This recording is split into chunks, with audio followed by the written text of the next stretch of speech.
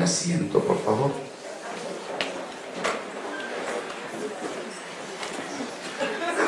Alguno de ustedes tenía un dolor agudo hace unos minutos y el dolor desapareció. Que no levante la mano, con la gloria de Dios. 1, 2, 3, 4, 5, 6, 7. La oración tiene un gran poder. Estamos dejando en las manos del Señor.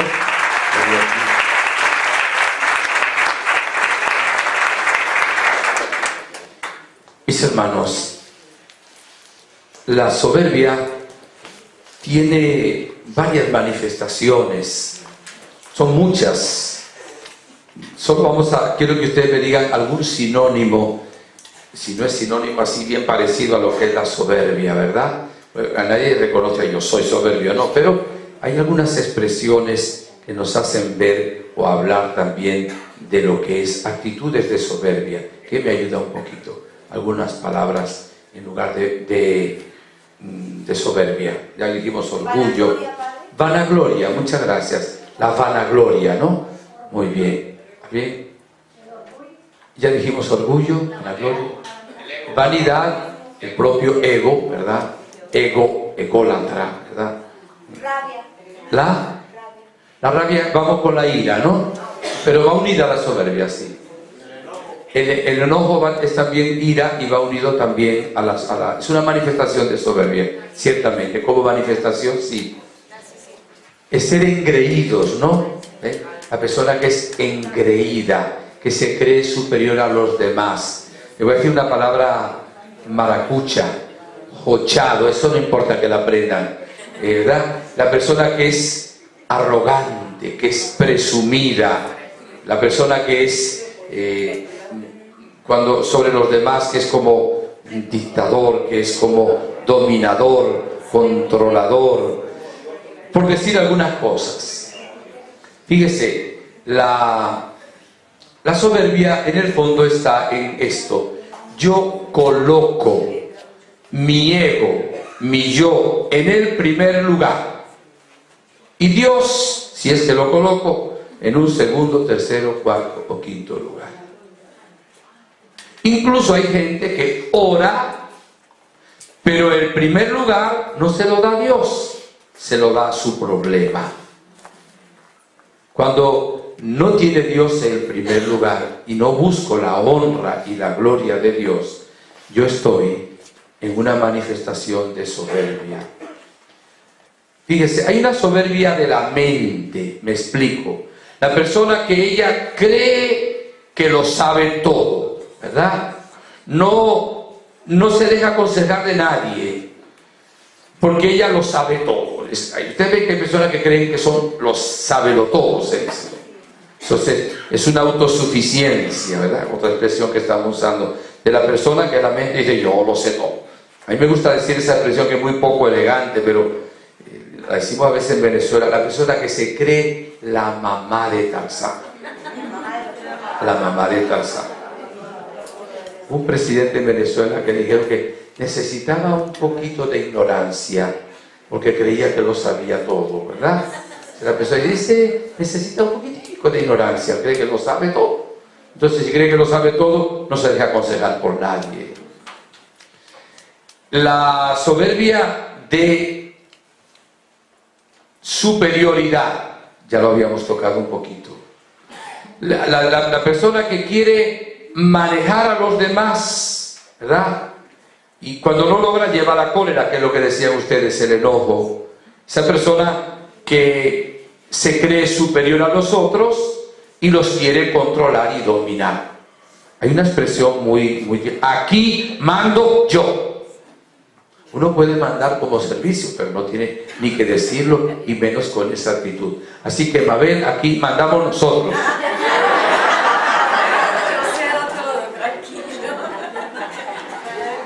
Hay también una soberbia de ambición, la persona que busca siempre los honores, ¿verdad?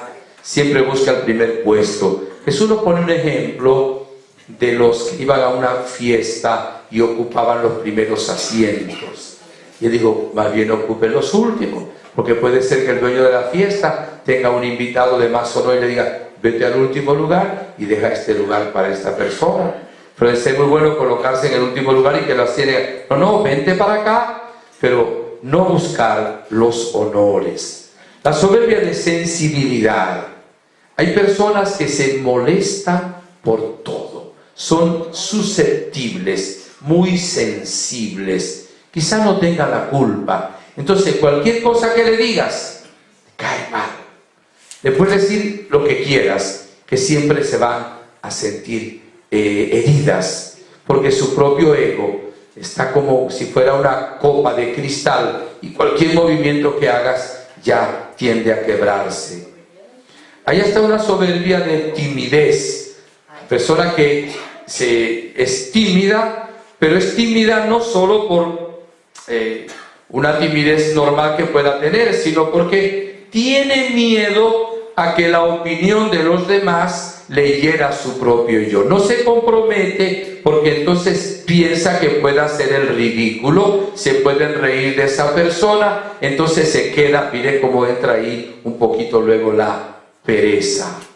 Hay la soberbia de complacencia o vanidad.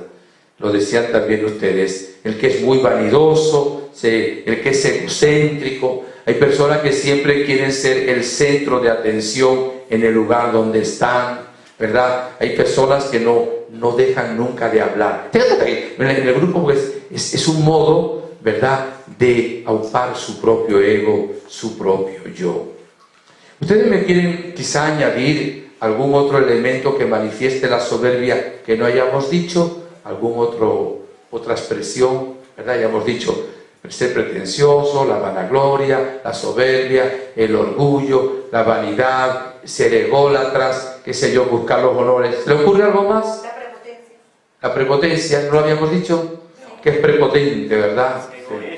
Egoísta. Y arrogante. Arrogante, usamos esa expresión también. ¿No les parece que nosotros caemos un poquito en alguna de esas cosas? ¿Verdad que sí? ¿Y dónde está el problema? En que no colocamos a Dios en el primer lugar de nuestra vida. Eso quisiera el demonio. Que no tengamos a Dios, no dejemos a Dios ser Dios. Miren, aquí radica la eficacia de nuestra vida cristiana. Aquí radica el crecimiento de nuestra vida espiritual. De aquí depende la salvación eterna de nosotros, de la sanación de nuestra soberbia y orgullo. No es de una vez solo, es un proceso. Pero tenemos que entender que necesitamos ser humildes de corazón. Cuando alguien hable mal de nosotros y nos quedemos tranquilos, porque no nos importa para corregirlos, o cuando alguien hable demasiado bien y no nos importe, quizá estemos en un camino de conversión sobre la soberbia. Mientras nos importe mucho la imagen que tenemos, fíjense que aquí hay extremos. El equilibrio es bueno, el extremo es malo. Nosotros debemos tener estima de nosotros. No es soberbia reconocer los valores, pero debo reconocer que son obra de Dios. La Virgen dijo, el Todopoderoso ha hecho obras grandes en mí, al ver la humildad de su sierva. O sea que el reconocer que tú tienes cualidades es bueno, te lo ha dado Dios.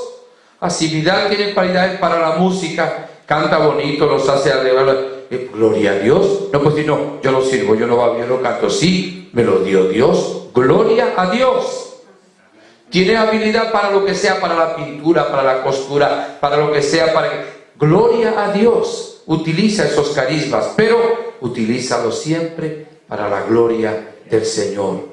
No desdigas a Dios diciendo, no valgo, no sirvo, yo no valgo para nada, soy una basura, soy un gusano. No, no digas eso, porque tú tienes valores. Entonces, es soberbia creer que uno no tiene valores. No es soberbia creer que uno tiene valores reconociendo que son don de Dios. Es soberbia creer que uno tiene valores más grandes que los que tiene, o pensar que es por mérito propio, por pura cosecha, y no es gracia divina. Claro que hay que colaborar con Dios, pero sin Dios no podemos nada. Mire, la nueva era le dice a uno que uno lo puede todo. Y el capítulo 15 de San Lucas, me parece el versículo 15, no estoy seguro ahorita, dice: sin mí ustedes no pueden hacer nada. Yo les comenté a un grupo de ustedes en un retiro pasado que en el año 1977, el 4 de septiembre, yendo a un retiro carismático en la ciudad de La Ceja, Colombia, cerca de Medellín, con otros 2 hermanos sacerdotes, tuvimos un choque de frente. 3 personas borrachas nos chocaron un carrito pequeñito. El padre Gavino murió instantáneamente. El padre Javier perdió un ojo en el accidente, quedó en estado de coma y murió el día 9. Yo estuve a punto de morir, tuve 3 costillas fracturadas, este brazo, tengo un clavo metido en este brazo, me cogieron 35 puntos, llegué a la hemoglobina a 4, yo me estaba muriendo. Recuperarme, no les cuento todo por brevedad. Cuando me recupero que me estaba muriendo, mi vida dependía solo y exclusivamente de la voluntad amorosa de mi Padre y de la intercesión de la Virgen. No me servía eso que dicen: querer es poder. Me pongo la mente en positivo, me estaba muriendo. No me servía obispo, no me servía congregación salesiana, no me servía filosofía, ni magisterio, ni sociología, ni teología, ni otra cosa que termine en guía. Me estaba muriendo.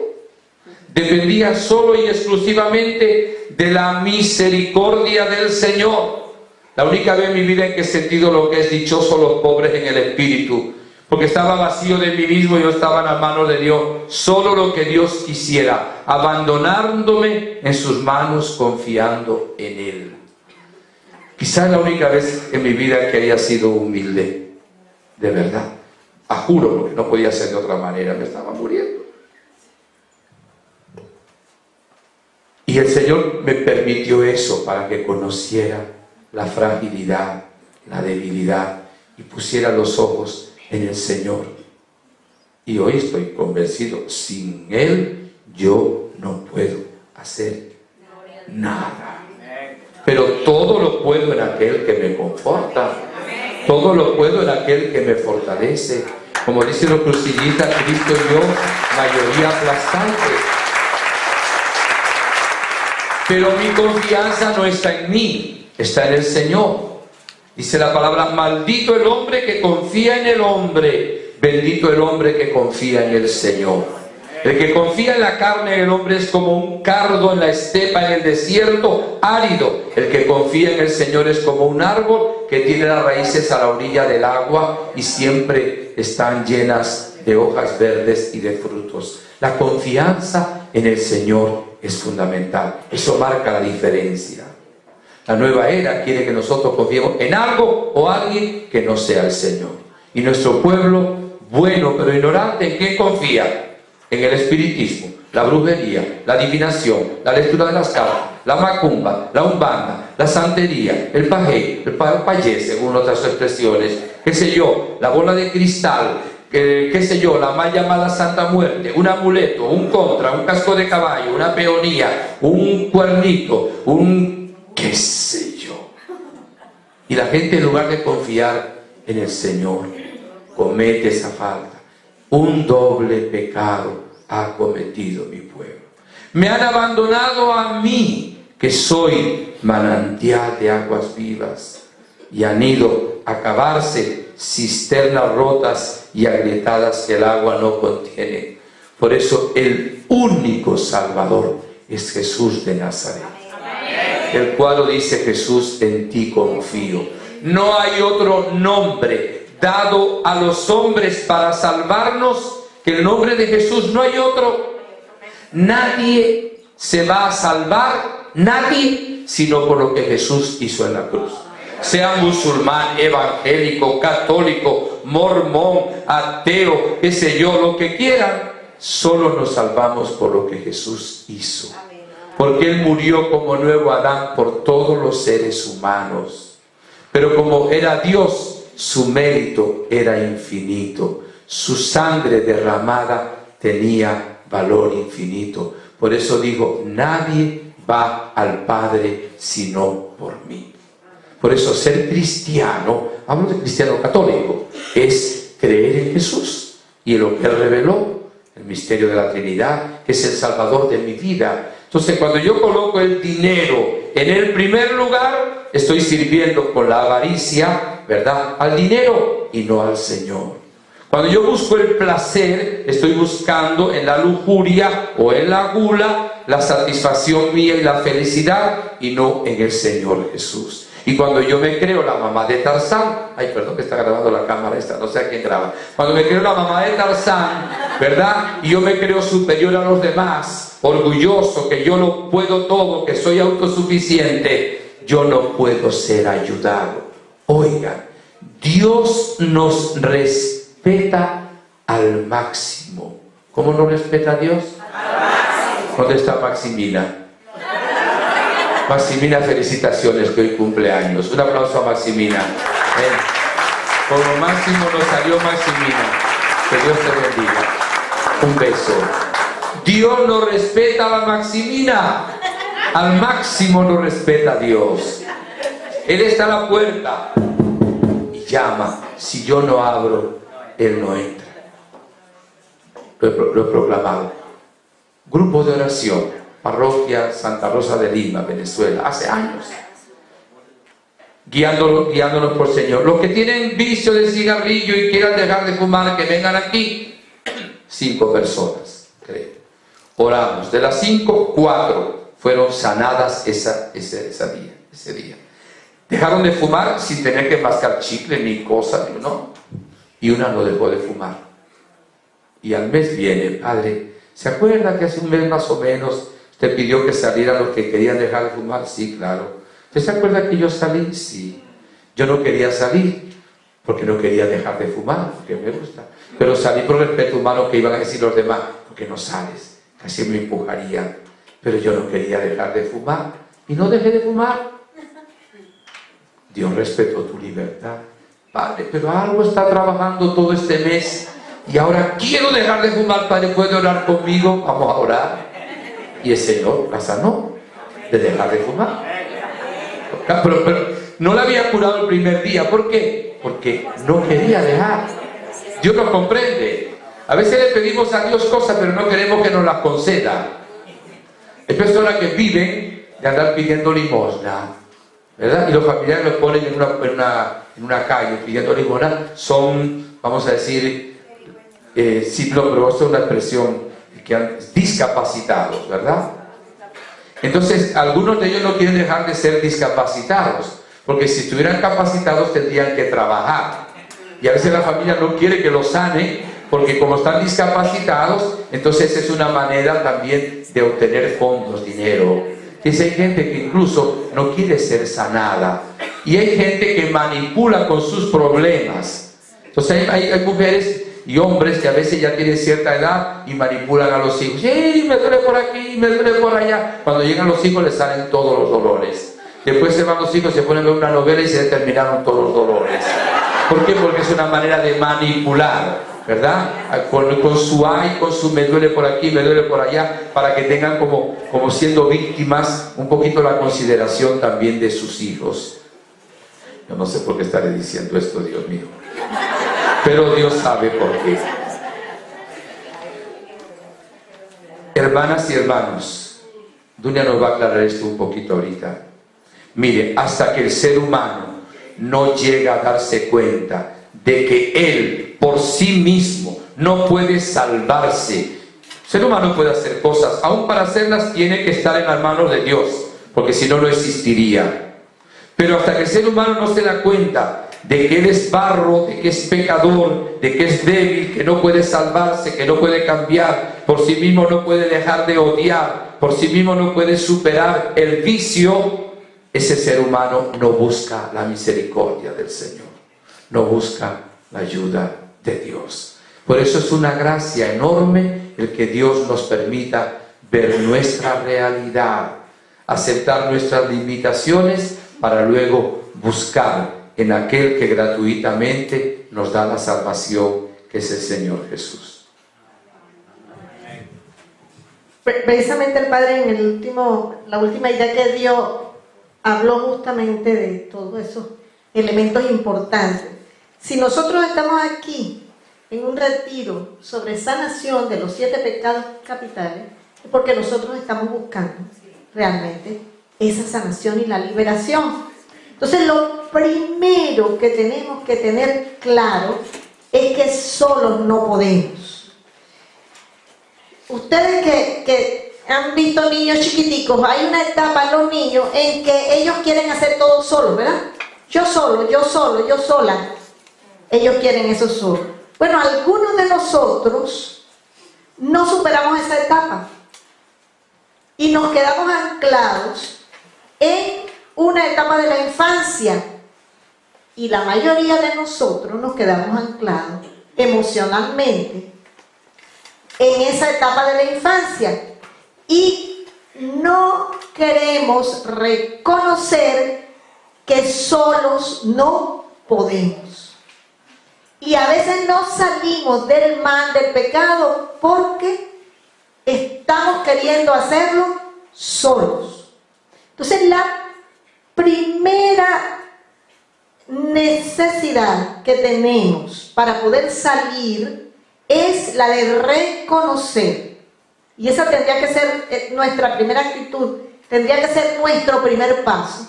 Es de reconocer que solos no podemos, que necesitamos ayuda. Y necesitamos ayuda del Señor, por supuesto, pero el Señor nos va a dar la ayuda a través de los hermanos. Por eso es tan importante abrirse a lo que los hermanos nos dicen, nos aconsejan, nos corrigen. Porque también nos cuesta mucho y nos da rabia. Yo no sé si a ustedes les pasa, pero a mí me ha pasado que me da rabia cuando alguien me viene a decir: a mí me parece que esto que estás haciendo no está muy bien. Que me da rabia. Entonces tenemos que ir abriéndonos a eso. Vamos al texto de Naamán. ¿Recuerdan el texto de Naamán el sirio? ¿Eh? ¿Qué pasa? ¿Quién le dijo a Naamán que sí había alguien que lo podía sanar? Una niña que era además esclava. Y fíjense que Naamán era de la clase alta de Siria, de la clase pudiente. Y la niña le dijo a la esposa de Naamán: mira, esa niña era esclava. Los esclavos no eran tan bien tratados. Sin embargo, esa niña no puso su mirada en su condición, sino que decidió hacerle el bien a esa persona de quien era esclava. Y le dijo dónde estaba la sanación. Muy bien, Naamán fue a hablar con el rey, porque él era de la clase poderosa y él solo confiaba en los poderosos, en los grandes. Ya sabía la información de la niña, pero él fue a buscar la ayuda del rey.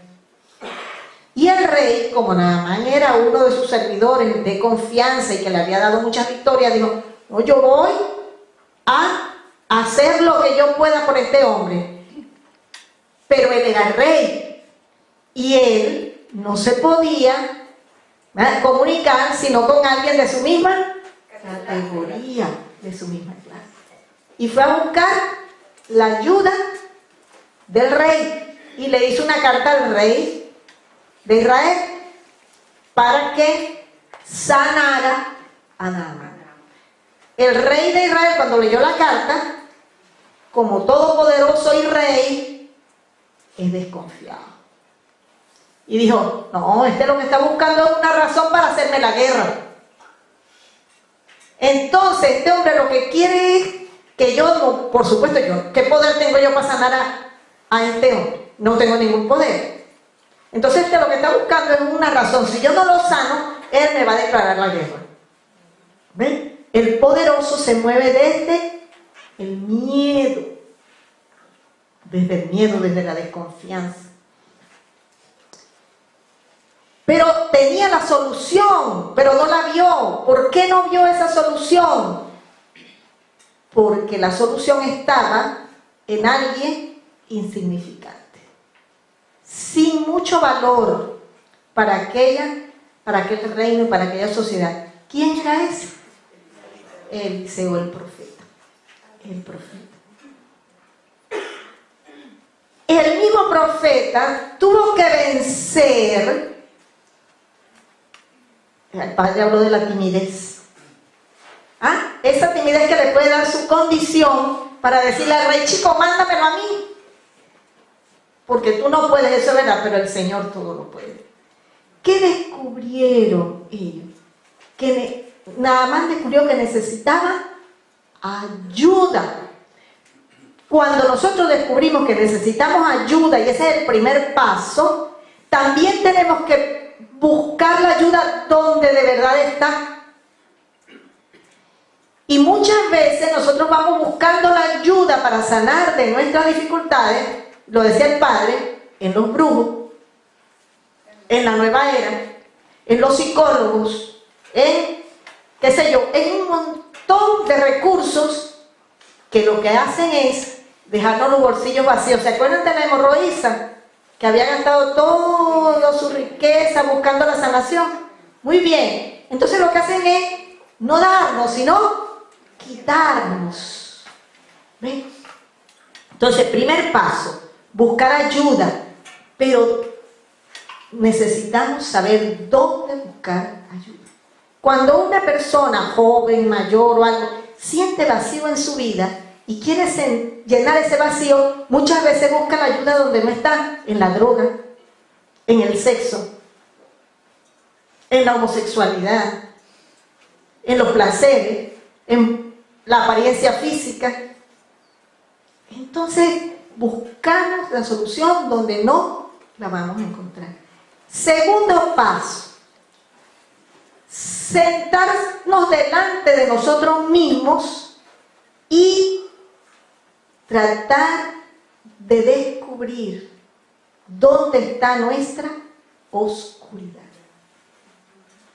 ¿Dónde está nuestra real necesidad? Y nosotros tenemos una ayuda maravillosa que es el Espíritu Santo. El Espíritu Santo revela nuestros pecados ocultos. Esa es una de las grandes obras del Espíritu. Si nos ponemos delante del Espíritu y le pedimos la luz para enfrentarnos con nuestra propia oscuridad, Él nos va a dar la luz. Yo pongo este ejemplo muchas veces. Si yo tengo un espejo allá al final de la pared y yo me miro, yo puedo decir, sí, tal. Pero si yo me voy acercando a ese espejo, ¿qué va a pasar? Que yo voy a ver detalles que yo no veía desde esta distancia. Así pasa cuando yo me pongo delante de mi vida y de mi oscuridad a la luz del Espíritu. Y entonces empiezo a descubrir. Tengo que ponerme delante de mis sentimientos, a veces no quiero porque son dolorosos. Tengo que ponerme delante de mis ideas, de mis criterios. Tengo que ponerme delante de mis relaciones, cómo trato yo a las demás personas, porque nosotros siempre pensamos cómo me tratan los demás a mí. Pero ¿y cómo trato yo a las personas? Y el tercer paso, y eso fue lo que hizo Naamán. Naamán, al final, quiera que no, se puso delante de sí mismo y descubrió un pecado que el padre habló ahorita. Dijo, pero si en mi tierra hay ríos mejores que este. Vanidoso. ¿Qué más? Arrogante. Muy bien. ¿Qué más? Soberbio. Jactancioso. Presumido. Prepotente. Se puso delante de sí mismo de otros. Si en mi tierra hay ríos mejores, ¿cómo es que yo me voy a ir a bañar? Yo pensé, fíjense, que él me iba a mandar a hacer otras cosas a lo mejor más difíciles. Y comentaba yo cuando veníamos en el avión con el padre, yo no puedo entender, a veces me cuesta, que los brujos, esta gente de nueva era, le manda a la gente a hacer cosas difíciles y terribles y las hace.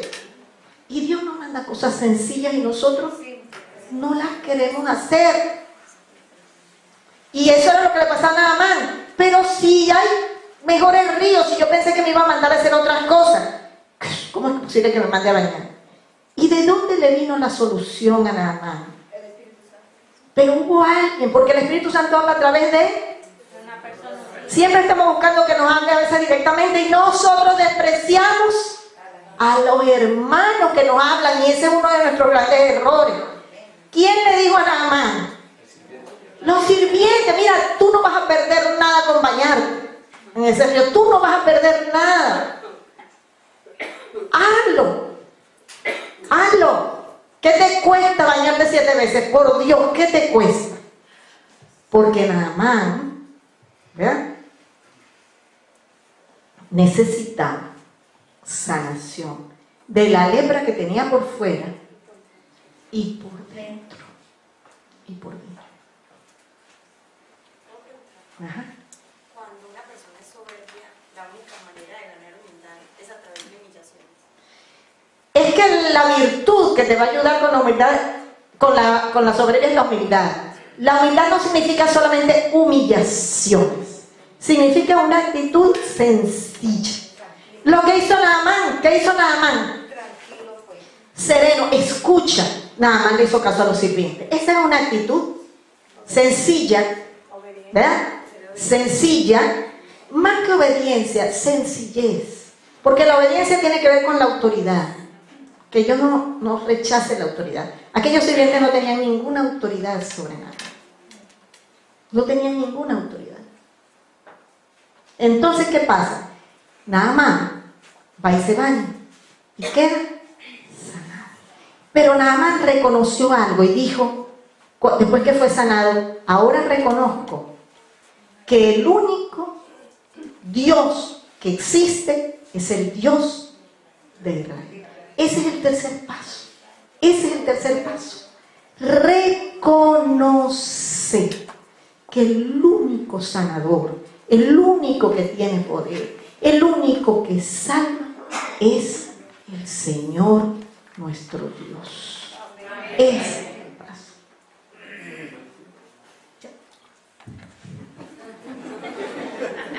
La virtud, te lo dijo ya Dunia, es una actitud, la humildad, pero no hay humildad sin humillaciones, ¿entiendes? O sea, a la larga, uno logra la humildad como gracia del Señor y también como algunas humillaciones. Fíjese, aquí hay la gracia de Dios y nuestra actitud. Nosotros tenemos que ir a veces en contra de lo que sentimos, de lo que nos parece. Tenemos que pensar ahora, yo siento esto, yo no tengo la culpa de sentir así.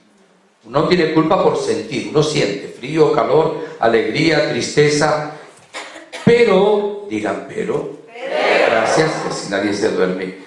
Y yo luego puedo consentir, una cosa es sentir y otra cosa es consentir. Consentir es aceptar. Pongo un ejemplo. A mí me puede dar mucha rabia verla a usted delante de mí, ¿verdad? Porque me saca de quicio. No es verdad, eso es un cuento normal. Pero entonces me siento mal porque usted me cae muy antipática y yo no tengo culpa. Entonces yo ahora puedo dejarme de la antipatía y caerle a usted a golpes, agarrarla por un brazo y sacarla y mandarla para su casa. O puedo decir, no, yo siento esto y porque yo estoy sintiendo esto, no voy a aceptar esto. Esto es una hija de Dios, una hermana mía. Entonces además se está escribiendo con un bolígrafo rojo todo lo que decimos, hasta los chistes, como va a caer tan antipática. Yo acepto o no acepto el sentimiento que me viene. Entonces, ¿dónde está la lucha? Que yo a veces por la ascesis, se llama, ¿verdad? Tengo que luchar con la cruz, el sacrificio de ir en contra de aquello que ofende a Dios. Me puede provocar en un momento dado gritarle a una persona, pero yo me tengo que controlar, pedir la gracia de Dios y decir, no la voy a gritar. Más bien, como decía Santa Teresa, le voy a ayudar. Voy ahora a vencer esto haciéndole favores. Voy a hablar con ella, le voy a sonreír, le voy a abrir la puerta. Entonces se logran dos cosas, el cambio de la otra persona y el cambio propio también. Ahora miren, mis hermanos, voy a insistir en esto porque es fundamental. Una persona no es solo buena porque no roba, no mata, va a misa los domingos. Una persona es auténticamente cristiana cuando no vive para sí misma, sino que vive para el Señor. Cuando no trabaja para sí misma, sino que trabaja para el Señor. Cuando no vive para comer, sino que come para vivir.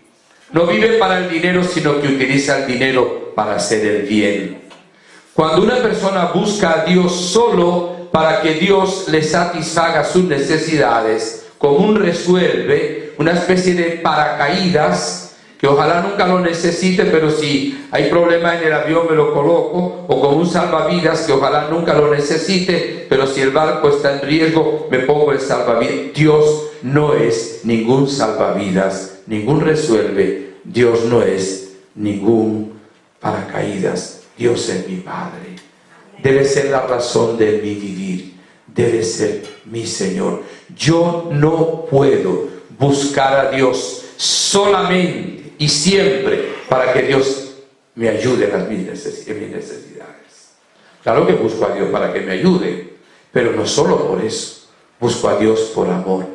Nos decía una vez, Señor, en un mensaje profético, en un retiro de sacerdotes: ustedes me buscan porque me necesitan. Yo los busco porque los amo. Tenemos que buscar a Dios por amor, independientemente si nos resuelve el problema o no, si me duele la pierna o no, si hay la deuda o no. Yo busco a Dios por Él mismo. Él debe ser la razón de mi vivir, el tesoro de mi corazón, mi amigo que nunca falla, mi único Salvador y el Señor y el Rey de mi vida. Entonces, cuando pongo a Dios en el primer lugar de mi vida, lo alabo y confío en Él, viene el reino, viene la paz y también viene la añadidura. Esto sería interesante hoy preguntar: ¿a quién tengo yo en el primer lugar de mi vida? ¿Es el dinero? ¿Es el éxito? ¿Es el trabajo? ¿Es el estudio? ¿Es la amistad? ¿Es un noviazgo? ¿O tengo a Dios? Tengo a Jesús en el primer lugar. Estoy dispuesto a renunciar a las demás cosas, pero no a Jesús. Voy a hacerle caso a Jesús o a un amigo, a una amiga. Muchacho que es de la droga, llega un momento en que, ¿a quién le hace caso? ¿A Jesús o al amigote que lo lleva a la droga? Tienes que tomar una decisión. Tienes que poner en el primer lugar de tu vida a Jesús. Jesús es la verdad que nos hace libres. Jesús es el Salvador. Es el único camino que nos lleva al Padre. No hay otro. Entonces, tener fe en Jesús y colocarlo en el primer lugar, que significa Él es mi Señor. Jesús decía: yo no hago nada por mi cuenta, solo hago lo que me dice el Padre. Y Él no hacía nada más que la voluntad del Padre. Él me enseña a vivir para el Señor, comer para el Señor, echar un chiste para el Señor, divertirme para el Señor, ser amable para el Señor, sufrir por el Señor, alegrarme por el Señor, bailar por el Señor, todo por el Señor, agradarle a Dios buscando su gloria. Cuando se hace eso, está resuelta la ecuación. Todo lo demás es añadidura. Mientras Jesús no ocupe el primer lugar, estoy nadando fuera de destino. Voy a decir una expresión un poco elegante: estoy mirando fuera de Tiesto, pero no la digo.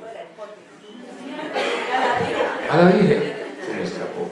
se me chispoteó. ¿Entendido, hermanos? ¿Está claro?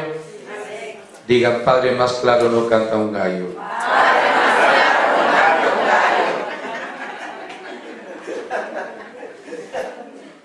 Esto es un proceso. Hoy hay que pedirle al Señor. Miren, lo que nos decía Dunia ahora con unas palabras muy sabias, lo podemos aplicar hoy aquí. Nosotros, para resolver problemas, queremos ir, no sé, a gente importante en el mundo. Y el Señor se sirve de lo pequeño, de lo humilde. Usó barro para ponerlo en los ojos del ciego. Usó la piscina de Betesda también para librar a aquel señor de... Lo liberó luego, estaba la piscina de Betesda.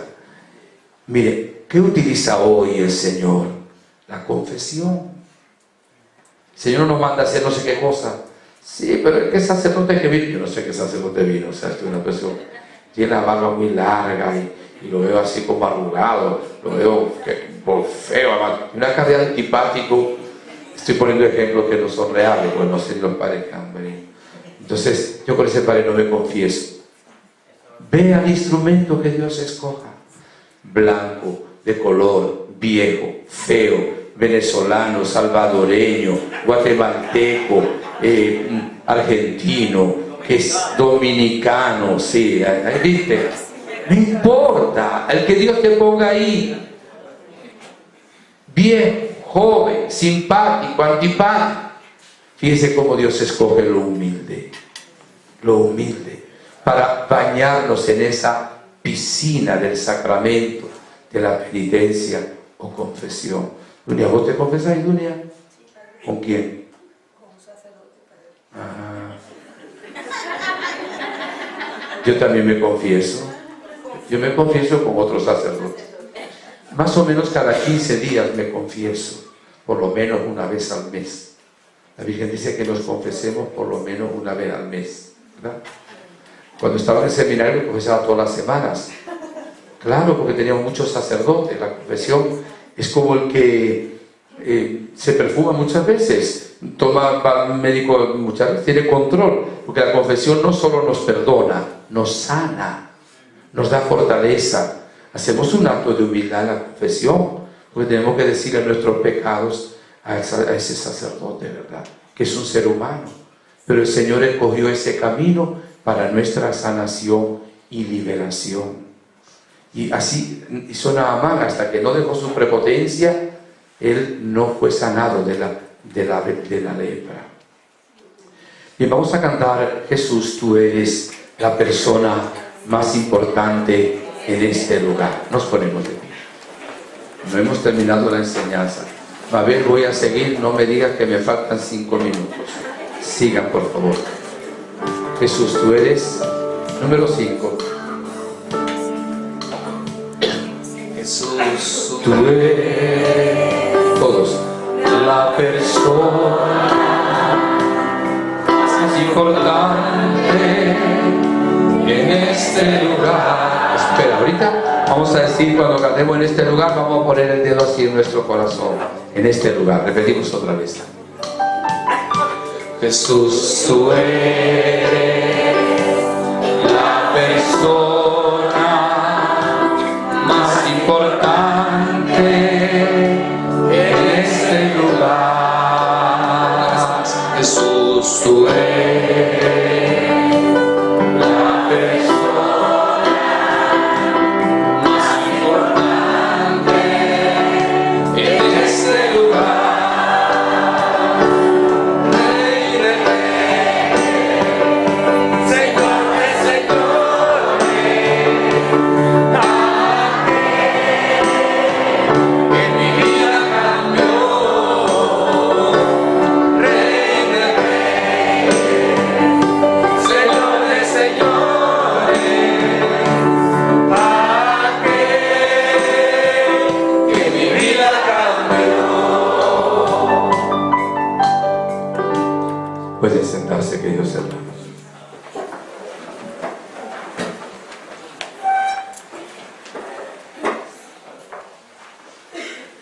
De ahora en adelante, no te consideres superior a tu esposa. No seas machista. No te consideres, no estoy leyendo, no te consideres superior a tu esposo. No seas feminista. No te consideres inferior a los demás. Pero tampoco te consideres superior a los otros.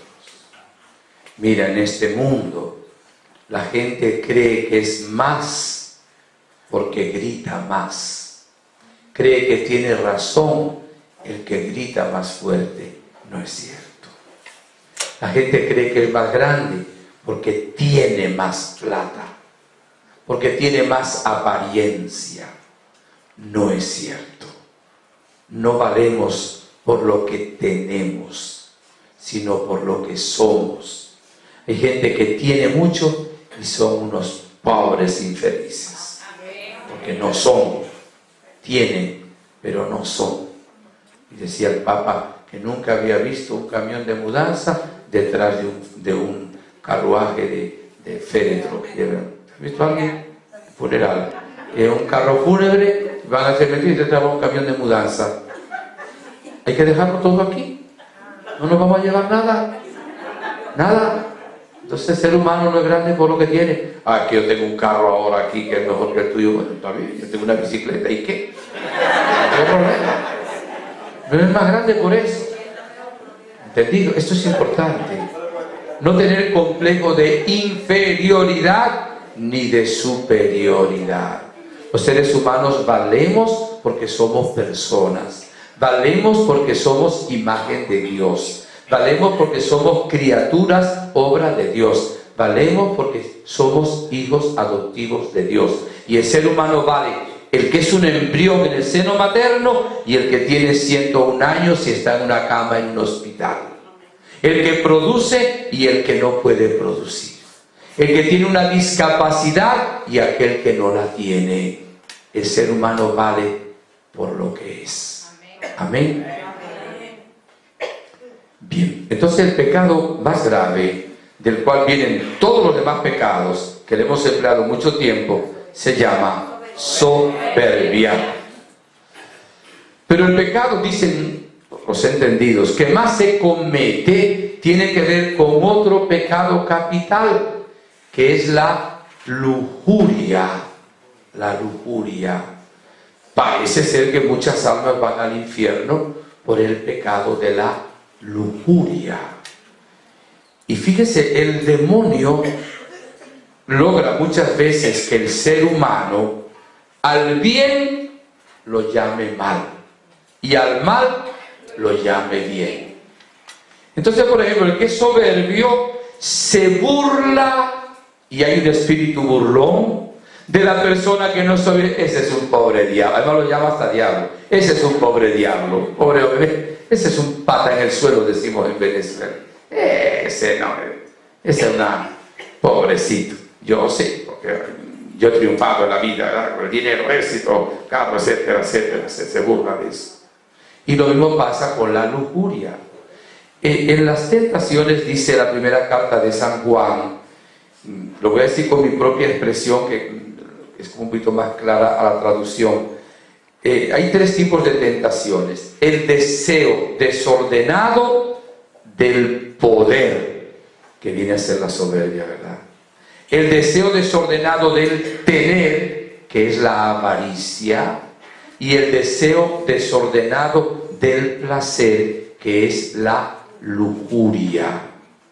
Esto tiene que ver un poco, mucho, con lo que son los 5 sentidos y con lo que es la sexualidad. Los seres humanos somos sexuados, no solo la genitalidad. La genitalidad tiene que ver con los órganos genitales. La sexualidad tiene que ver con todo nuestro ser. Cualquier célula que se tome, se sabe si es una célula femenina o una célula masculina.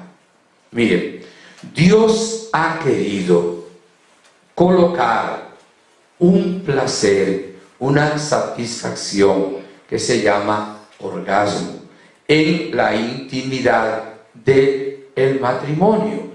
Ese placer sexual dentro del matrimonio es bueno porque lo ha puesto Dios, como ha puesto también la atracción de los sexos, ¿verdad? Pero lo ha puesto Dios en un contexto que tenemos que entender. ¿Cuál es la finalidad de la unión sexual? Es primero la manifestación de amor de dos personas en el matrimonio. Es una manifestación de amor de dos personas que se quieren, se han entregado la una a la otra. Y tiene que ver, obvio, para engendrar la vida. Luego hay tres cosas en la unión íntima: manifestación de amor, abierto a la vida, y luego viene como añadidura el placer que Dios coloca ahí, que hace más placentera también la vida matrimonial. ¿Qué es lo que nos pasa a los seres humanos? Hacemos como el niño cuando la mamá le coloca las galletas, un emparedado con un poquito de mantequilla o de mermelada, se chupa la mermelada y tira el pan a veces. Queremos solo el placer sexual fuera del contexto del amor matrimonial y fuera de la apertura a la vida. Entonces, cuando se quiere buscar ese placer fuera del plan de Dios, es cuando viene la lujuria. La lujuria es parte de esa concupiscencia, que es una tendencia al mal, porque cuando se nos perdona el pecado original o se borra el pecado original, queda como una cicatriz, ¿verdad? Ya no está el pecado, pero queda como una cicatriz, como una tendencia, una debilidad hacia el mal. Es como cuando colocamos así algo en una mesa que está colocadito, pero está así y tiende a caerse. O sea, si uno no tiene cuidado se cae un objeto, ¿verdad? Así pasa con la concupiscencia. Entonces, la lujuria tiene que ver con esa atracción que busca de una manera desordenada el placer. Y acuérdese que a nosotros no nos llena el placer, nos llena el amor. Dios no nos creó para el placer, nos creó para Él, ¿verdad? El ser humano, tome cualquier placer que ustedes quieran. El que le guste el licor, pues tomar todo el licor que quiera, que siempre vas a sentir deseo de tomar más licor. Vas a ser alcohólico, ¿verdad? Que la droga, ves droga, y te vuelves una piltrafa y nunca te satisfaces. Sexo, y al final nunca te satisfaces. Yo cuento un chiste que lo conté aquí en alguna ocasión. Dice que había un padre que tenía en su parroquia un señor que tomaba mucho alcohol. Era alcoholizado ya, todos los días bebía y se la pasaba todos los días borracho. Y un día el padre le dio en el hombro y le dijo: hijo, ¿por qué bebes tanto? Y el borrachito le dijo: padre, para ahogar las penas. Y el padre le dijo: dime una cosa, ¿se ahogan con el aguardiente? ¿Y qué va, padre? Saben nadar. O sea que, por más que bebía, las penas sabían nadar. La felicidad no está en el sexo, está en el amor. Está en el amor. Si uno no tiene amor, por mucho sexo que tenga, no tiene sexo aquí en la cabeza. El sexo con S y sexo con X. Entonces es un pobre don Juan, pero no es feliz. La persona que tiene amor es una persona feliz. Claro, dentro del matrimonio, la sexualidad es un factor importante, porque el matrimonio tiene que ver con el ser humano que se casa. El ser humano es cuerpo, mente y espíritu.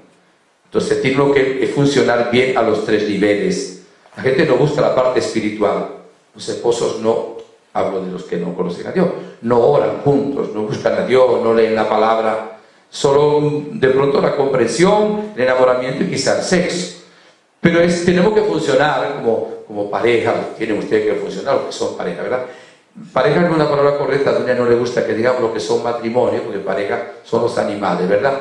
Pero lo que son matrimonios tienen que funcionar a nivel espiritual, caminar juntos, a nivel de enamoramiento, de diálogo, de quererse, de amarse, de sentimiento, y luego a nivel también corporal. Así como las bujías en el carro son las más importantes, pero un carro, un motor sin bujías no funciona. Lo mismo pasa en el matrimonio. La sexualidad es un factor también importante para los esposos. El recto uso de la sexualidad se llama con una virtud que se llama, ¿cómo se llama? Empieza por C. No, castidad. La castidad. Hablarle hoy a los jóvenes de castidad es que se burlen de uno, ¿verdad? Que se burlen de uno. Quizá vendría bien leer una palabrita que dice el Señor en la primera carta de San Juan, que dice así. Vamos a ver lo que dice. Ya va, no te apures tanto, que la impaciencia es parte de la soberbia. Ajá, ya vamos para allá. Yo soy impaciente, ¿oíste? Yo soy impaciente. Mira, dice, es primera carta de Juan, capítulo 2. Dice así, versículo 15. No amen al mundo, ni lo que hay en el mundo. Si alguien ama al mundo, el amor del Padre no está en él. Puesto que todo lo que hay en el mundo, la concupiscencia de la carne, la concupiscencia de los ojos, la jactancia de las riquezas, no viene del Padre, sino del mundo. El mundo y sus concupiscencias pasan, pero quien cumple la voluntad de Dios permanece para siempre. Desde el 15 al 17, palabra de Dios. Cuando aquí habla la Escritura del mundo, no se refiere a la creación, ¿ok? Sino al mundo malo. Cuando yo era niño, estudiaba en el catecismo, los enemigos del hombre son el demonio, el mundo y la carne. Cuando ahí habla de mundo se refiere al mundo que está bajo la acción del demonio. Vamos a decir, el mundo de la droga, el mundo de la prostitución, el mundo del pecado, el mundo del materialismo, el mundo malo. ¿Qué es lo que pasa? Que nosotros estamos en el mundo, pero no somos del mundo. ¿Y qué es lo que pasa? Que a mucha gente le han puesto el nombre de Raimundo. Y le preguntan, ¿dónde va Raimundo? Donde todo el mundo. Entonces, si Raimundo no va donde todo el mundo, ¿qué le dicen? ¿Qué estás haciendo aquí? Tú eres loco. O sea, tú no vas, vamos a hablar ahora, ¿hay mexicanos aquí también? No va a un antro en Venezuela es una palabra fea. O sea, un antro es un lugar oscuro, un antro en México es una discoteca, ¿correcto? O sea, tú no vas a un antro, tú no te emborrachas, no tomas tequila, qué sé yo, no tienes relaciones sexuales con cualquier persona. Entonces, ¿para qué vives? O sea, la gente no entiende. Si tú no vives a la manera mundana, te dicen, tú estás loco, eres de otro planeta, ¿qué es extraterrestre? Estás viviendo en el siglo XVIII, en el siglo XIX, ¿en qué siglo vives? Hay que ir contra corriente. Esto es lo que cuesta ahora.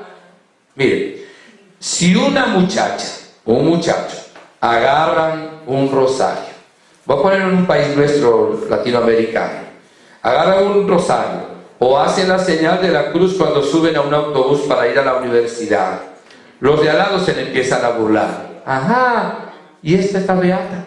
¿Y por qué agarra la Biblia? ¿Por qué tú estás loco? ¿Qué es eso? O sea, se burla. Una muchacha ahora que tiene 18, 19 años, no ha tenido sexo. Muchacha, ¿qué esperas? ¿En qué planeta estás tú? La virginidad produce cáncer, hay que vacunarse. Bueno, esto que estoy diciendo lo vi en una camiseta, en una franela, en un club de una parroquia de Venezuela hace años. Muchacho llevaba eso. La virginidad produce cáncer, vacúnate. Pero los muchachos siguen la mentalidad del mundo. Y por eso el Señor nos dice, hay dos caminos. Uno ancho que lleva a la perdición más fácil, y uno estrecho que lleva a la salvación.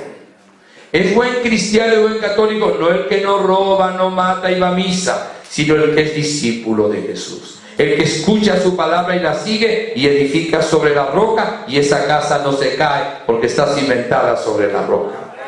Pero el que edifica sobre arena, porque o no escucha la palabra o la escucha y no la vive, y solo vive de sensaciones, de sentimientos, de vanidad, esa casa sí se cae. ¿Y de qué le sirve a uno ganar todo el mundo? Que no lo vamos a ganar si pierde su alma. Y uno piensa que por ser joven tiene muchos años de vida. En Venezuela decimos que para morir solo se necesita una cosa: estar vivo.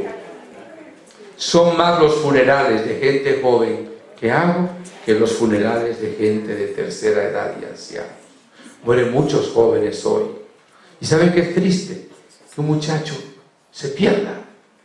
Yo recuerdo ahora, allá fue en Falcón Duni hace años, un muchacho el día de su graduación de bachillerato, tomaron un carro, se fueron a un centro de prostitución, se emborracharon, al regreso, en una curva, siempre que paso por allá me acuerdo, se mataron todos. 5 años, donde nació Dunier. Qué triste es que unos muchachos, qué celebración es emborracharse, ¿verdad? Ir a un centro de prostitución para celebrar su graduación.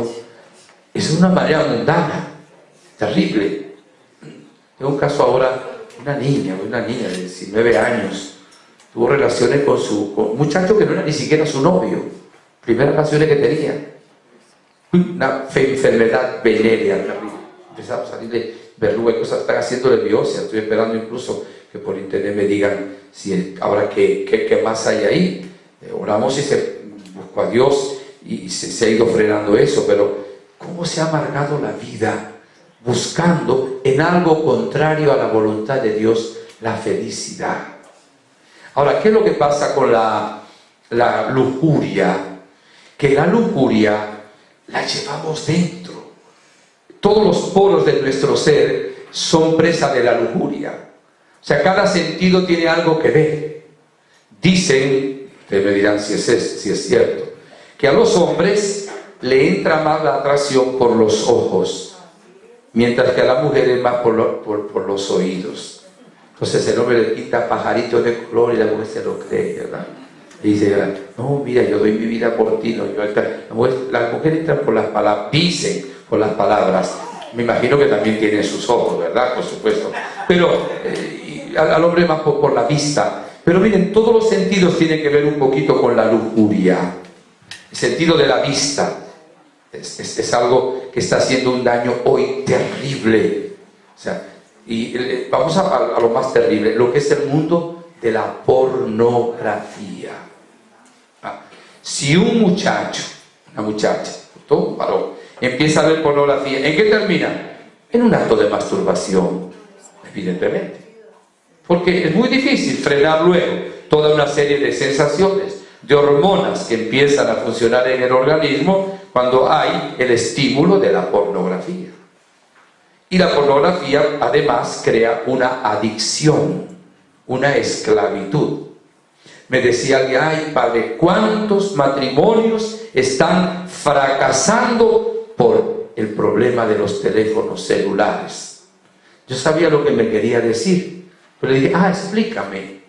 Bueno, que se pone a usar el teléfono celular, uno de los dos, y que entró por un diálogo con alguien que no conoce ni saben quién es. Y empieza el diálogo y le dicen palabras bonitas y empiezan. Y entonces resulta que luego el esposo se da cuenta de un mensaje que alguien dijo y viene el problema del matrimonio. ¿Por qué estás chateando con esa persona? ¿Quién es esa persona? Ya no me quieres, anda buscando fuera. Hay una situación tremenda. Y esto es un riesgo para todos, pero sobre todo para los adolescentes y para los jóvenes. ¿Cómo puede un joven mantenerse puro y casto si no controla los ojos? Y en esto tiene que ver mucho también la desnudez, ¿verdad?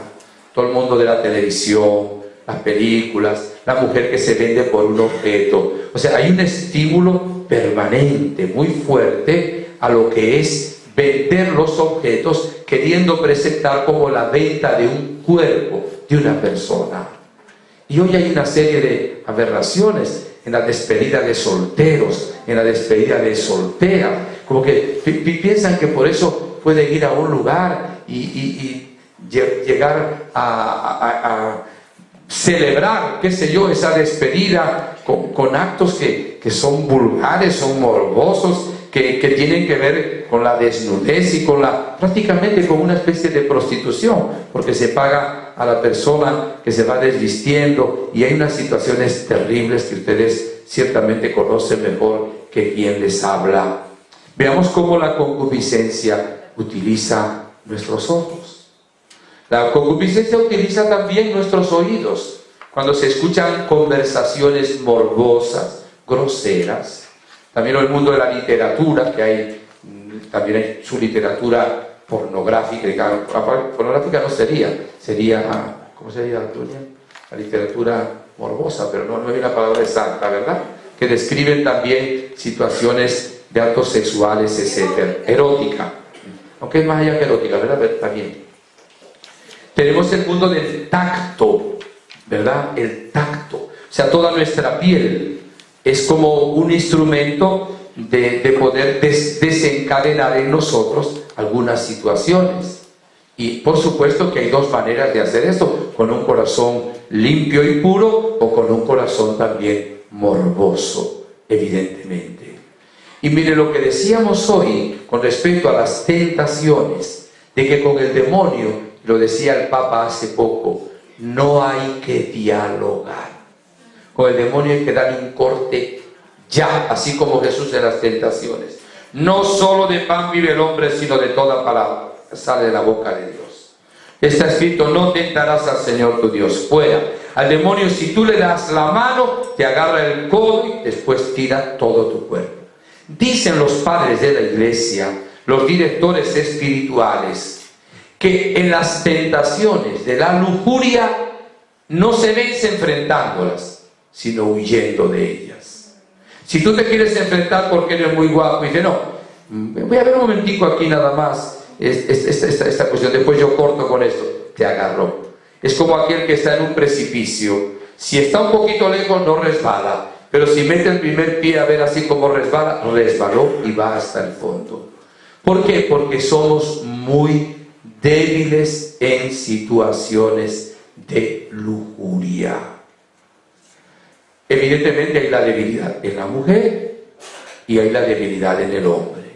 En el hombre es más instintiva, en la mujer tiene luego que ver también la debilidad con lo que es la comprensión, el amor, el enamoramiento, etc.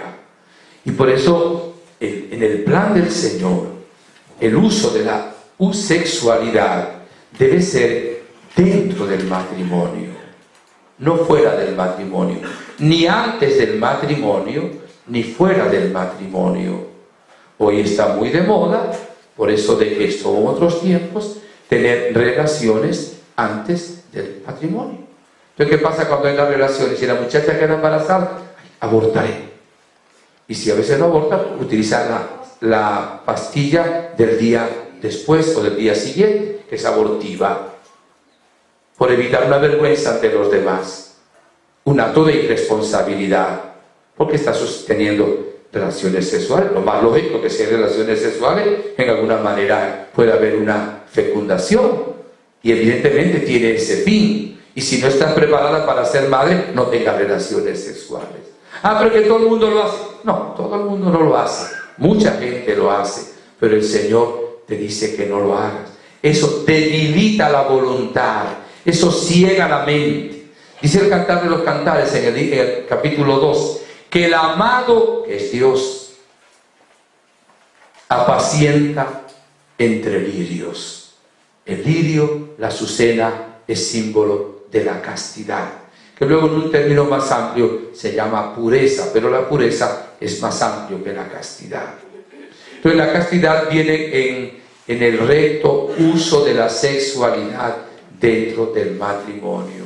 Evidentemente, si una persona busca el placer, se cree más hombre o más mujer por tener más relaciones, o más orgasmo. Aquí no hay niños pequeños que a quienes escandalicemos con este discurso, que no tienen nada especial tampoco. Evidentemente vas a creer que es una máquina de tener relaciones, y entonces luego pierde el sentido normal de lo que es el equilibrio. Hay gente que quiere vivir vendiendo semen, a base de masturbación y masturbaciones, que es hasta un pecado. No puede ser eso. Y luego hoy, con esa cuestión que se está viviendo, ¿saben cómo está el mundo de la homosexualidad, del lesbianismo? Y además esto es un abismo de pecado que luego lleva a las cosas cada vez más repugnantes. ¿A dónde lleva luego? A los famosos tríos, ¿verdad? Y lo ven como normal, ¿verdad? Un trío, los tríos pueden ser de distintas maneras, me imagino. 2 mujeres y un hombre, 2 hombres y una mujer, o qué sé yo, orgías de grupo, ¿verdad? Y esto, las empresas de turismo, que no son peregrinaciones, y no todas las empresas de turismo, a veces promueven ya estas cosas como para ir a eso. Hay un turismo sexual, por ejemplo, a Cuba, porque es fácil, por el poder adquisitivo, y porque muchas veces las muchachas se prostituyen por un jabón, una crema dental o un plato de comida, por la situación terrible que está. Y hay gente sinvergüenza de Canadá, de España, Italia y otros lugares que van a Cuba. Es un turismo sexual con el fin exactamente de tener relaciones. Ese mundo lo va llevando a uno a una corrupción, a una inmoralidad tan grande. Después, ¿qué viene? Entonces viene la pederastia, la violación de niños. Después que viene relación con animales, o sea, porque el hombre no se satisface, o sea, el ser humano no se satisface si no hay amor. Entonces la mujer como un objeto, o sea, pornografía, y entonces el hombre quiere hacer lo que ve allá en la pornografía con su mujer y no respeta. Vienen las relaciones anales, ¿verdad? Que son sodomíticas, por decir de alguna manera. Entonces viene toda una manera de ver la sexualidad como una fuente vulgar, grosera de placer, pero no se ve como un plan maravilloso de Dios, de manifestación de amor en el matrimonio, hermoso, ¿verdad? Que incluso cuando hay amor, pues da una cierta plenitud. El amor es el que da la plenitud, lo otro contribuye, abierto a la vida cuando es el plan del Señor nuestro Dios, con respeto a la naturaleza. Qué hermosa es la virtud de la castidad. Y qué difícil es ahora. Pues el hombre piensa, y hay mujeres que piensan esto, que si se ofrecen al varón y el varón no echa para adelante, el varón como que es del otro lado, decimos en Venezuela, o sea, es afeminado. Y el hombre te dice, yo no soy afeminado, yo tengo a mi esposa, yo la quiero, la amo, yo no necesito tener relaciones contigo, por favor, no, ya está. Ahora, dígale esto a un hombre, a ver, no se lo digan. Pero piensen, esta es la mentalidad que hay en el mundo de hoy. Es muy triste esto, muy triste. Fíjense, Sodoma y Gomorra fueron destruidas por fuego y azufre, por el pecado de la homosexualidad. Hago un paréntesis. Nosotros no somos quien para juzgar a una persona homosexual o lesbiana. Casi nunca tienen culpa por ser así. Tienen problemas de formación, a veces hay un espíritu del mal, una mala educación que le dieron, la imagen de un padre equivocado, muchísimas veces una violación, muchísimas veces. Incluso, voy a dar un saltito para otro lado, está demostrado que la mayoría de las prostitutas fueron violadas cuando eran niñas. Y muchos muchachos, lo repito, que tienen tendencias homosexuales, fueron violados cuando eran niños. Entonces yo tengo que ser misericordioso con la persona que tiene esa característica. No la puedo rechazar. Es un ser humano. Yo no soy quien para juzgarlo, mucho menos para condenarlo. Además, Dios no lo quiera. Pudiera darse que un miembro de mi familia, un hermano, un hijo, un sobrino, llegue a tener, o sobrina tenga una tendencia de esa clase. Ahora, una cosa es la comprensión de la persona y otra cosa es que la iglesia o yo pueda aceptar la práctica de la homosexualidad. Si los homosexuales no lesbianas pueden comulgar, pero si tienen relaciones íntimas no pueden comulgar, están viviendo una situación de pecado. El mundo quiere hoy que se apruebe como algo natural y normal ese uso de la sexualidad en dos personas del mismo sexo. Pero es que no es normal. Es que los órganos genitales masculinos están hechos para los órganos genitales femeninos. Están así, Dios lo hizo así. Son una complementariedad. Lo otro no está hecho así. Y por eso Dios dice que eso es un pecado. Cuando se usa, se hace ahí esa práctica.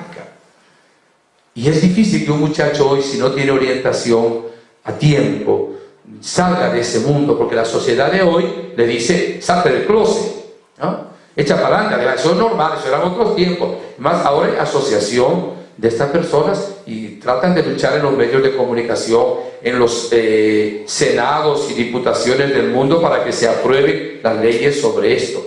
La Iglesia Católica nunca aprobará, porque no, ni llamará matrimonio a la unión de dos personas del mismo sexo.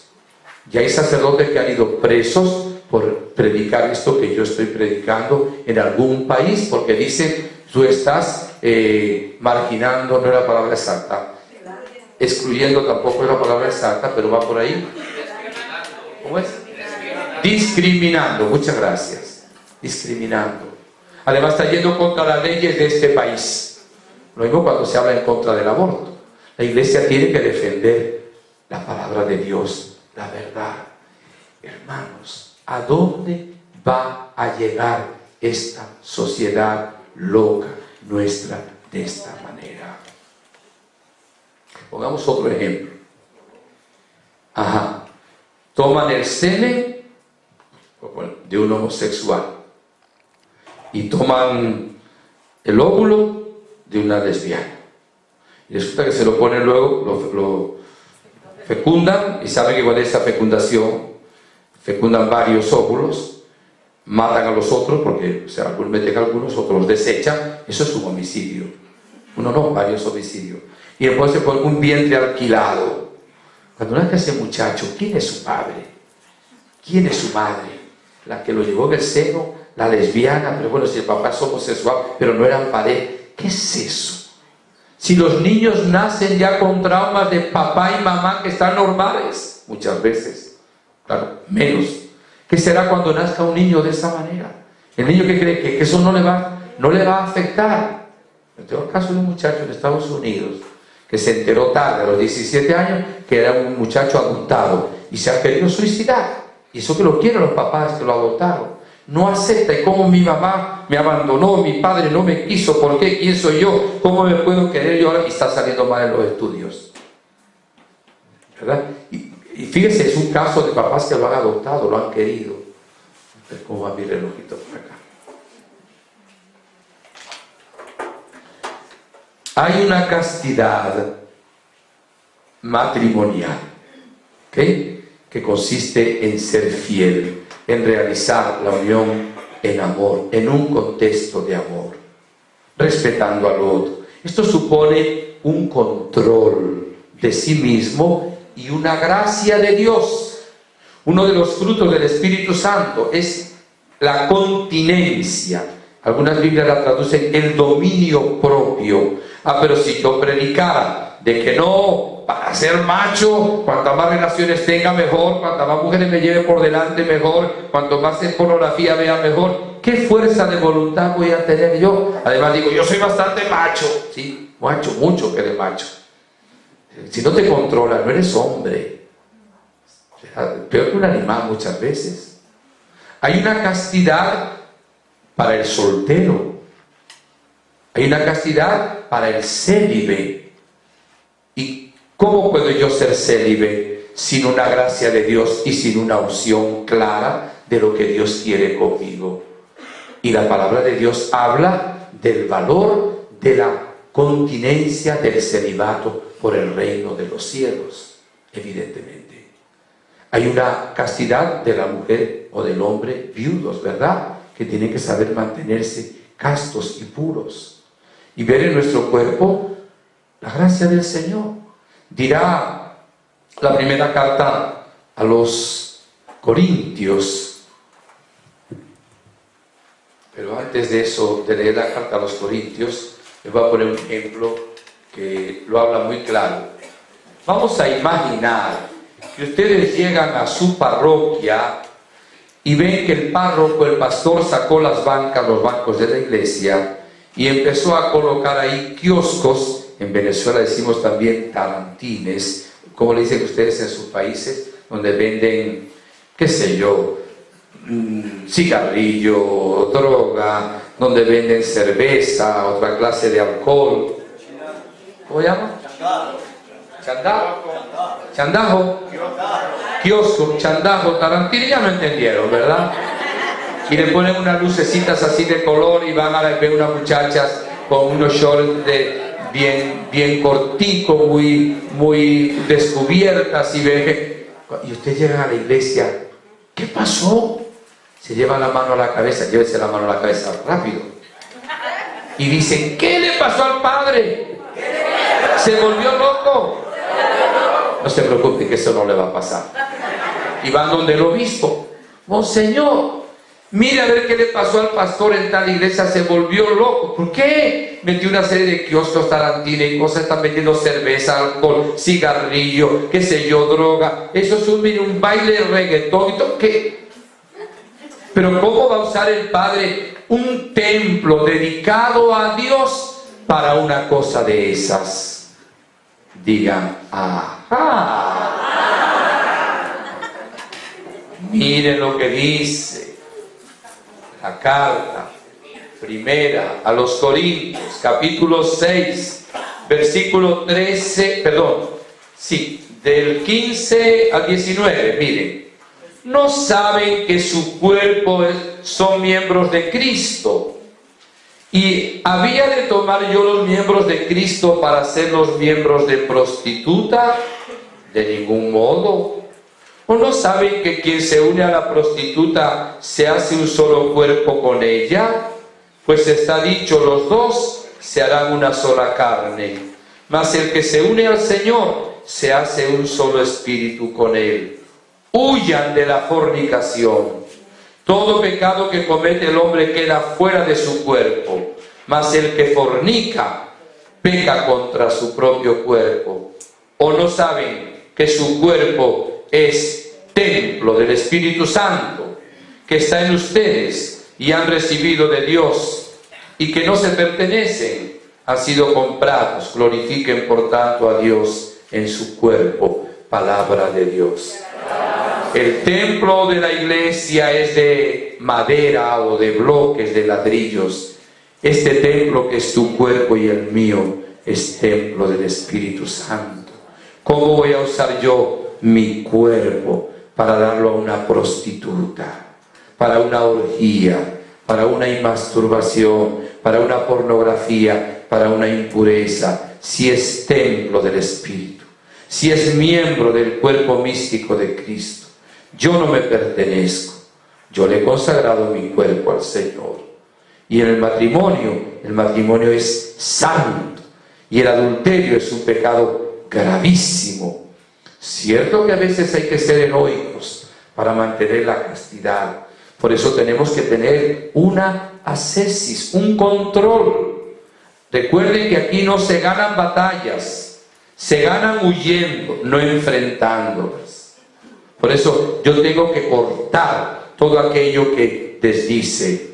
Entonces, tengo que controlar mis ojos, controlar mi imaginación. Cuando me venga un mal pensamiento, yo no tengo culpa de que me venga un mal pensamiento. Pero cuando me doy cuenta, fuera el mal pensamiento. Una ejaculatoria, rezo una Ave María a la Virgen. Pero si yo me quedo mirando y empiezo a pensar, y empiezo a desnudar al hombre, a desnudar a la mujer, con mi mente, entonces caigo. Llega la tentación, llega el mal. Por eso este pecado se comete mucho en el mundo. Hoy hay un pansensualismo. La gente cree que va a ser feliz precisamente con el uso del sexo a discreción. Y cada vez es más esclavo porque se esclaviza. Es una esclavitud. Llega a una adicción. La persona no se controla. Eso es muy triste, ¿verdad? Muy triste. Miren, los que son más jóvenes y los que son más jóvenes, cuiden a sus niños. Cuiden a sus niños. Tristemente hoy muchos niños, ya no solo a las niñas, también a los niños, ya son abusados cuando son niños. A veces de personas bien cercanas, ¿verdad? De un tío, un primo, qué sé yo, un hermanastro, la palabra que a mí no me gusta usar, pero bueno, a veces de un padrastro. A veces hay niñas que han sido abusadas, no se lo dicen a la mamá porque tienen miedo. O si se lo dicen a la mamá, le echan la culpa, le pegan a ella y siguen viviendo con el hombre sin vergüenza. Hay que cuidar a los niños, pero hay que dejarlos ser niños. A los niños hoy no los dejamos ser niños, porque a los 4 o 5 años y tienen novia, y tienen novio. Empezamos a jugar nosotros con un juego que ellos lo toman en serio, o más o menos en serio, y a los adolescentes no les dejamos ser adolescentes. Hoy las muchachitas de 5 y 6 grado llaman a los muchachitos, y ahora son las muchachas las que llaman a los muchachos muchas veces, queriendo, qué sé yo, meter conversaciones groseritas, ¿verdad? Y conversaciones indebidas, y llamándolos que sea un besito, que sea una conversación, que sea verse en la plaza o no sé cuántas cosas. O sea, cada vez, como en la droga, está bajando más la edad en que se empieza a hacer uso del sexo de mala manera. Al niño hay que educarlo sexualmente, pero no solo en el funcionamiento de los órganos genitales, todo en un contexto de amor y de acuerdo al tiempo y a la pregunta que a él le toque. Pero tiene que realmente hablar con sus hijos, sin tener que ir mucho más allá de lo que le pregunten, pero valorar también la castidad, valorar la castidad, que es realmente a los ojos de Dios un valor inmenso. Bueno, la criatura más hermosa es la Virgen María, toda hermosa, llena de la gracia. El casto San José, un hombre, un varón, una misión especial, con una gracia especial, que no tuvo relaciones tampoco con la Virgen. Caso único, ¿verdad? En el plan de Dios, porque era defender a la Virgen María y defender también al niño Jesús. Y evidentemente él cumplió esa misión. Dios le confió los tesoros más grandes que tiene, que son al niño Jesús y a la Virgen. Necesitamos ser puros y castos en pensamientos, en miradas, en palabras y en obras. Y pedirle a Dios luego que nuestro corazón sea un corazón puro. Mire, aquí no hay problema, pero cuando los muchachos no han estado en la iglesia y van, hasta cuando rezan el Padre Nuestro, le da morbosidad tomarse de la mano con la muchacha. No hablo de todos, algunos sean. O cuando uno le da un abrazo a una mujer, un abrazo sano, ¿verdad? Si uno tiene el corazón puro, el corazón con Dios, no anda pensando en tonterías. ¿Por qué? Porque somos hermanos. Yo le puedo dar un abrazo a una de ustedes o a uno de ustedes con la mayor limpieza de mi corazón, evidentemente. Y si alguien sintiera que hay una morbosidad, hay que dar un corte realmente radical a eso. Las cosas empiezan siempre por cuestiones pequeñas. Estas cosas empiezan por cosas pequeñas. Y entonces hay que, desde el principio, mantenerse uno como debe ser. ¿Quieres decir alguna cosita? Okay. Yo creo que este vicio, pecado y vicio de la lujuria, tenemos que pedirle a Dios hoy que lo elimine de nuestra vida.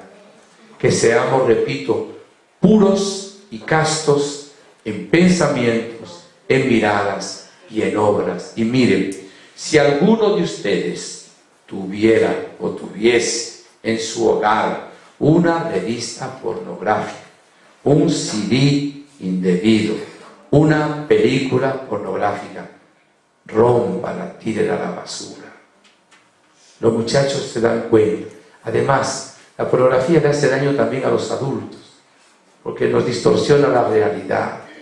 Le hace más daño a los niños, por supuesto, mucho más daño. Pero eso no construye nada, no construye. Y además el que quiera comparar dentro de su matrimonio la relación a lo que ve en las películas pornográficas está perdido, porque va